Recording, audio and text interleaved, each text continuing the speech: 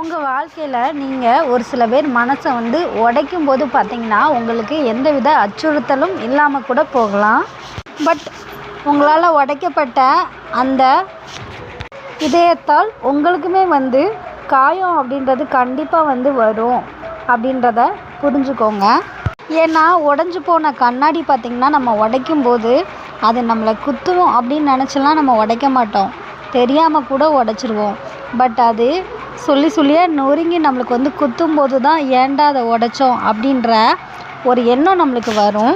So இது மாதிரி தான் ஒரு சில உறவுகளுமே நம்ம தெரியாத்தனமாக உடைச்சிட்டு அடுத்தால ஃபீல் பண்ணுறதுல எந்த ஒரு விஷயமே இல்லை. நம்ம மனசுக்கு பிடிச்சவங்க செய்கிற ஒரு சில சின்ன சின்ன தப்புகளை மன்னிச்சு நம்ம ஏற்றுக்க பழகிக்கணும். நம்மளோட வாழ்க்கையில் ஒவ்வொரு விஷயத்துலையும் நம்ம குத்தம் அப்படின்றத பார்த்துக்கிட்டே இருந்தோம் அப்படின்னா நம்ம லைஃப்பில் நம்மளை சுற்றி அப்படின்னு யாருமே இருக்க மாட்டாங்க. அதே மாதிரி நம்மளுக்கு பிடிச்சவங்க பார்த்திங்கன்னா ரொம்ப வெகு தூரத்தில் இருப்பாங்க. பட் அவங்க கூட நம்ம பேசியிருக்க மாட்டோம், அவங்கள பார்த்துருக்க கூட மாட்டோம். பட் நம்மளோட மனசில் நம்ம தூங்கி காலையில் எழுந்திரிச்சோம் அப்படின்னா கண்டிப்பாக அவங்களோட ஃபேஸும் அவங்களோட வாய்ஸும் தான் நம்ம கண் முன்னாடி நிற்கும். இதை எத்தனை பேர் ஃபீல் பண்ணியிருப்பீங்க? மறக்காமல் கமெண்ட் பாக்ஸில் கமெண்ட் பண்ணுங்கள். அது யார், உங்களுக்கு எந்த மாதிரி ஒரு ரிலேஷன் அப்படின்றத. அந்த மாதிரி ஒரு சில உறவுகளை கூட ஒரு சில பேர் கோவத்தில் எடுத்தெறிஞ்சு பேசிடுவாங்க. ஸோ அப்படியேப்பட்டவங்கள ஒதுக்கிட்டு நம்ம எந்த மாதிரியான வாழ்க்கையை வாழ போகிறோம்? நம்மளோட தனிமையான ஒரு நிலைமை நம்மளுக்கு வரும்போது தான் பார்த்திங்கன்னா நம்மளோட அன்பான இதயங்களின் அழகான பாசமும் மனசும் உங்களுக்கு அங்கே தான் புரியும். ஒரு சில பேர் பார்த்திங்கன்னா நம்ம மனசுக்கு என்ன தான் பிடிச்சவங்களாக இருந்தால் கூட அவங்களோட தேவைக்காக மட்டும்தான் நம்மளை தேடுறாங்க. ஸோ அவங்களோட தேவை அவங்களுக்கு இல்லை, நம்மளோட தேவை அப்படின்னா அந்த இடத்துல நம்மக்கிட்ட பேசாமல் தான் இருக்காங்க அப்படின்னு நீங்கள் நினச்சிங்க அப்படின்னா எக்காரணத்தை கொண்டு ஃபீல் பண்ணாதீங்க. ஏன்னா நம்மளுக்கே நம்ம லைஃப்பில் சோதனை அப்படின்னு ஒரு விஷயம் வரும்போது தான் கடவுளை கூட நம்ம தேடுவோம். ஒரு சில பேர்லாம் பார்த்திங்கன்னா மனசு சரியில்லைனா மட்டும்தான் கோவிலுக்கே போவாங்க. அதுக்காக கடவுளே நம்மளுக்கு முக்கியம் இல்லை அப்படின்னு நம்ம முடிவு பண்ணிட முடியாது. நம்மளுக்கு பிடிச்ச உறவுகள்கிட்ட கண்டிப்பாக நம்ம அட்ஜஸ்ட் பண்ணி தான் போகணும். அது மட்டும் இல்லாமல் ஒரு சில விஷயத்த நம்ம அரவணைச்சு தான் கொண்டு போகணும். எல்லா விஷயத்துக்கும் பார்த்திங்கன்னா சண்டை போட்டுட்டு இருக்கக்கூடாது. ஏதாவது ஒரு சில விஷயத்துக்கு நம்ம சண்டை போடலாம். அதே மாதிரி அப்படியாப்பட்ட உறவுகளுக்கு நீங்கள் அதிக அளவில் கண்டிப்பாக விட்டு கொடுத்து தான் போகணும்.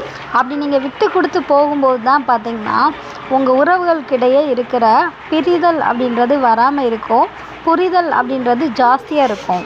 ஃப்ரெஷ்ஷாக இருக்கிற ஒரு பூவை பார்த்து தான் தேனீ கூட தேடி போகும். அது மாதிரி தான் நம்மளோட வாழ்க்கையில் வசதி அப்படின்ற ஒரு விஷயம் இருந்தால் மட்டும்தான் ஒரு சில உறவுகள் நம்மளையும் தேடி வரும்.